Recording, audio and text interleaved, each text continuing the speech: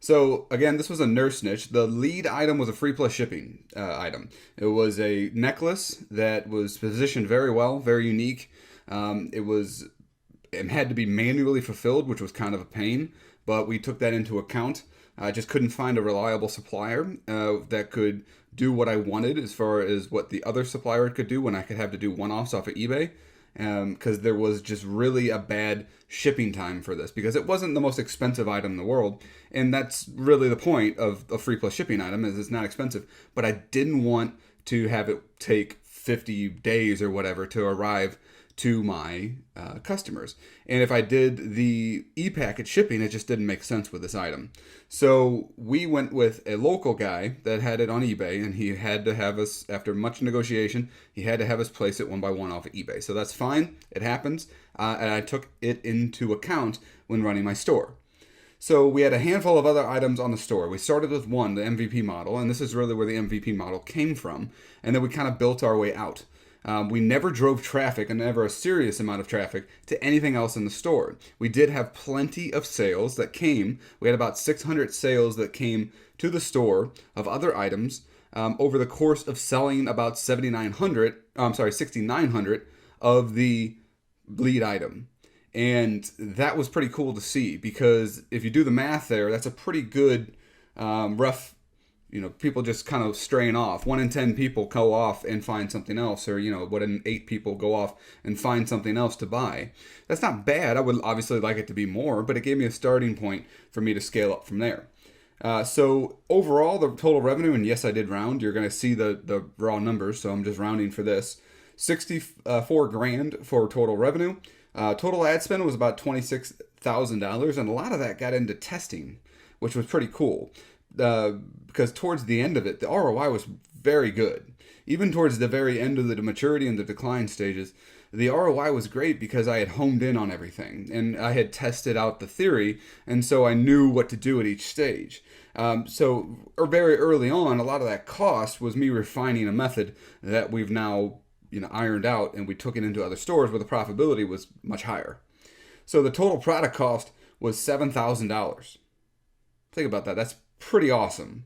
That's not a lot of money. Again, that wasn't a very expensive item. And so total product cost was $7,000. Total fulfillment cost, we never used a fulfillment house with this. So that's what I mean by fulfillment cost, and that was $0. So total store profit was $31,000. Now, guys, I do have a team that I pay. So some of that comes into the equation here. But my team runs all the stores at one time, and I'm not here to talk about what my team is paid. Just know that it wasn't $31,000. There was a great portion of this that was profit. So we'll move on from here. So let's go to the store. You can see they had $64,000 in revenue, a little bit over it. 7,400, a little bit over that in order count. That's about an $8.60 average order value. Again, we weren't selling anything that was expensive as a t-shirt. That wasn't our model. We did have one bracelet up that was expensive. We didn't sell that many of them. I think we sold about 22 of them. But we didn't really sell anything overly expensive because we were trying to hit people at a lower price point. I had the t-shirts running in the niche. I didn't need to stop anything there. So I started pushing things below the t-shirt price point as an easy way for me to enter in this niche and test out my store. So I was just kind of looking to build emails at first and get harder and harder data on who my customer base is. But then it got really easy to sell, and so we did $64,000 in revenue. So you can see my rates here. Over the lifetime of the store, it averaged about 10.88% purchase rate, which is great, checkout rate. And there's the total number of revenue orders. And that's all for that. We just wanted to show you that. You can see this was just kind of on autopilot all the way down here. Kind of just making a little bit of money here every day. We weren't pushing the store that hard because we had t-shirts elsewhere.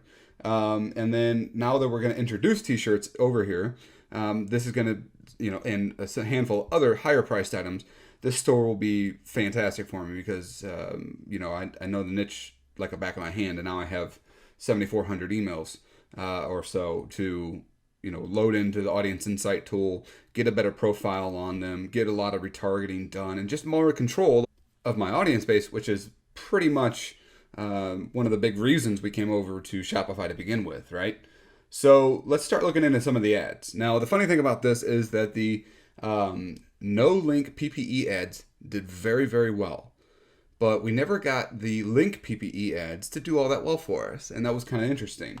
Maybe I didn't push it hard enough looking back in it. But here's the no link.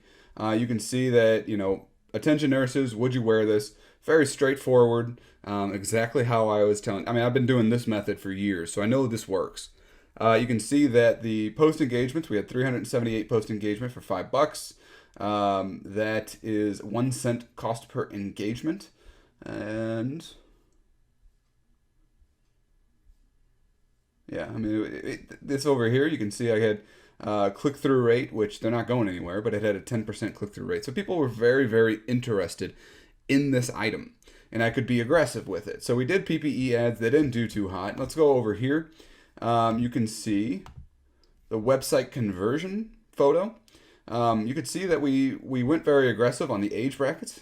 So I had the 25 to 34, the 45 to 54, 35 to 44, 55 to 64, so on and so forth. If you check these out and run the numbers on them, you can see how these ended up. This is not straight conversions, right? It's not checkouts. It's conversions. It's not checkouts. So we're looking at add to cart, checkouts, and key page views. So 532 checkouts while this one was running. The campaign is off. 698 checkouts. A little bit more spent on this one. And you can see that it was so on and so forth. And the return on investment was very, very good for this, in my opinion, especially the little amount of effort that I had to put into this store. And just getting somebody to fulfill the orders was really the only tough thing for me to do. Let's go to the video. You can see I did the age brackets as well for this.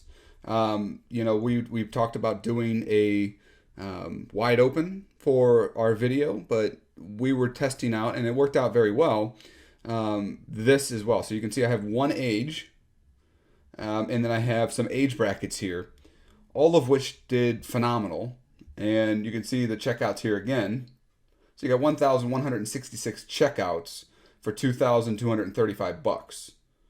So, at about, let's say, $8 per, checkout. That's just on average, because I sold it from $9.95 to, $7.95 to $6.95. And so if you just say average, it's $8. That's pretty darn good. Even if it was $6.95, I'm pretty happy with it, right? So on and so forth with these other guys. You got 211 checkouts for $400. So on. I mean, it was great. We tested single ages. It did okay. Got killed pretty quick because it wasn't showing.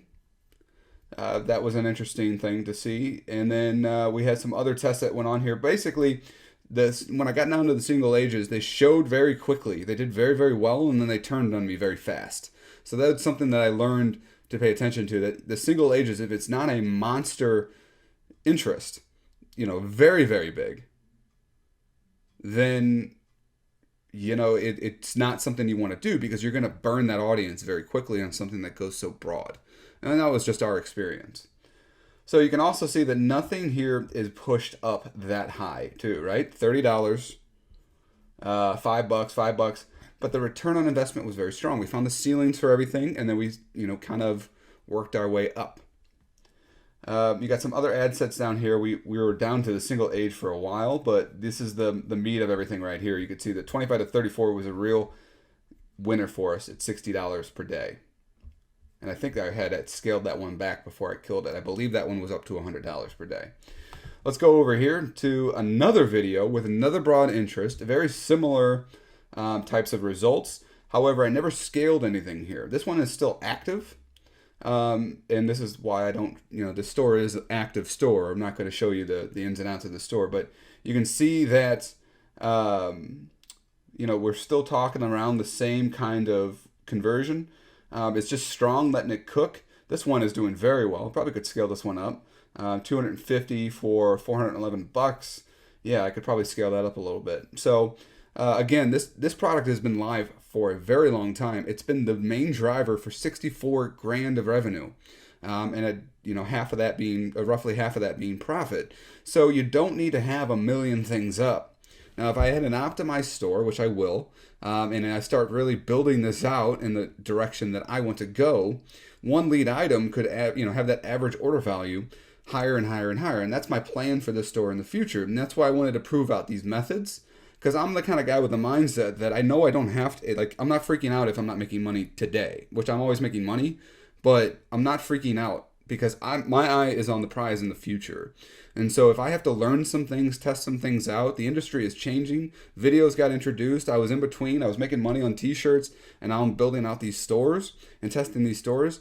Now I have a very good idea of where to go with this, as well as some major opportunities in the niche that I didn't have before until I had that proof of income. So that's another thing. That's where my mindset is in the future. And that's the direction I want you to kind of go when you are thinking about all of this. So that's it for this case study. You can see all the results that we had. I'm not holding a lot of things back here besides the page itself and the product, because we're still currently running this. So the main drivers here and the main points I want you to take away are that the methods that we laid out, not everything is going to work 100% of the time. You just take everything, you test it, and you push it to the limits. Like I told you, the PPE ads for us died off very quickly, irregardless of the non-link PPE ad success. So we moved over to the website conversion. We had a couple clicks to the website on a link ad that did okay. I didn't show you here. And then we had video that just absolutely killed it. So test everything out, walk your way through the product life cycle, and you can see and be amazed how long a single product can last, because I had no idea I'd be selling this thing for 3 months straight, and doing more with it in revenue than I have with most of my t-shirts on a very small item. So that's the real potential here. That's why I wanted to show you, and we'll talk to you in the next video.